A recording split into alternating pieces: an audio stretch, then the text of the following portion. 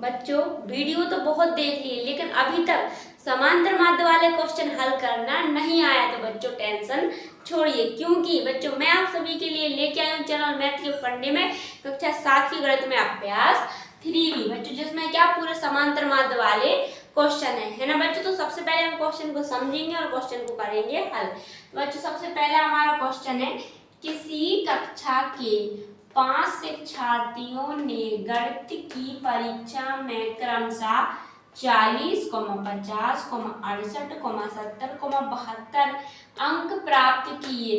शिक्षार्थियों के प्राप्तांकों का समांतर माध्य ज्ञात कीजिए। तो बच्चों इस क्वेश्चन में हमें क्या शिक्षार्थियों के प्राप्तांकों का समांतर माध्य ज्ञात करना है। तो बच्चों एक बार क्वेश्चन को और पढ़ेंगे समझेंगे बच्चों, जितनी बार हम क्वेश्चन को समझेंगे और पढ़ेंगे तो बच्चों क्वेश्चन हमारा उतना ही हल हो जाता है। तो क्या कहा गया, किसी कक्षा में कितने 5 शिक्षार्थी हैं जिन्होंने क्या गणित की परीक्षा में क्रमशः 40, 50, 68, 70, 72 अंक प्राप्त किए हैं।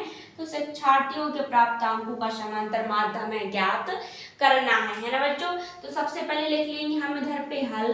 और बच्चों जब बात आए समांतर माध्य की तो बच्चों समांतर माध्य के लिए क्या होता है, एक सूत्र होता है, एक फॉर्मूला होता है जो कि क्या होता है।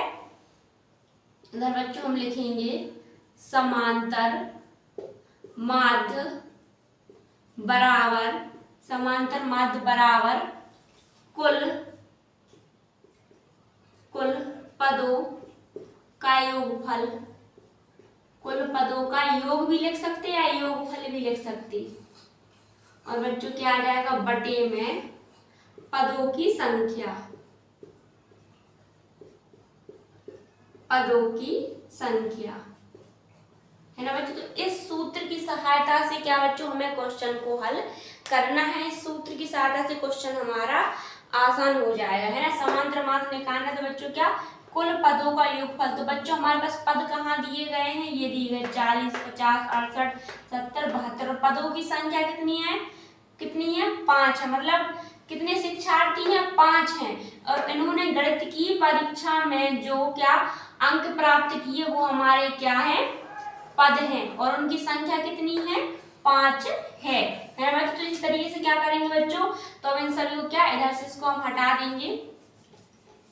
इधर से बच्चों इसको हमने हटा दिया तो क्या था, कुल पदों का योगफल था। तो हमारे पास पद कौन से ये हैं, जैसे क्या है पद 40 प्लस इसके बाद क्या है 50। योगफल के लिए बच्चों हम क्या प्लस का चिन्ह लगाते हैं।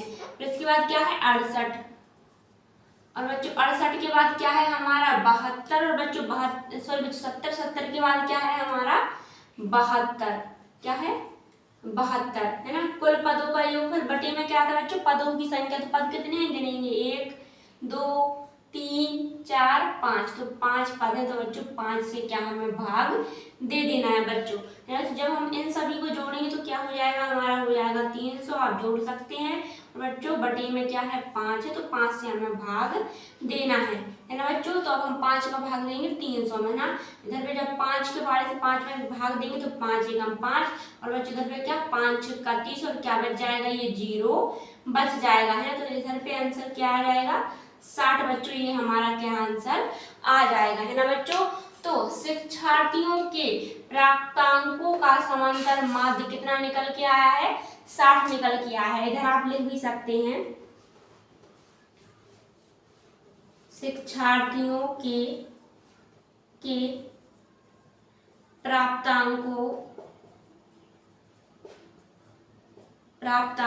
का समांतर माध्य है ना, कितना निकल के आया बच्चों, 60 निकल के आया है ना बच्चों। तो बच्चों इस तरीके से बच्चों हमने क्वेश्चन नंबर पहला कंप्लीट कर लिया है बच्चों। अगर आपको जहाँ तक समझ में आ गया हो तो बच्चों वीडियो को लाइक, और अगर अभी तक आपने चैनल मैथ के फंडे को सब्सक्राइब ना किया हो तो जरूर कर लें।